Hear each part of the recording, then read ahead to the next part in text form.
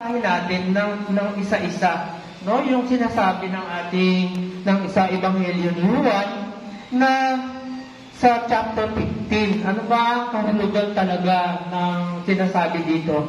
Doon sa verse 1, ang sabi ay, at ito yung sa aking salin no? Na old version ng King James.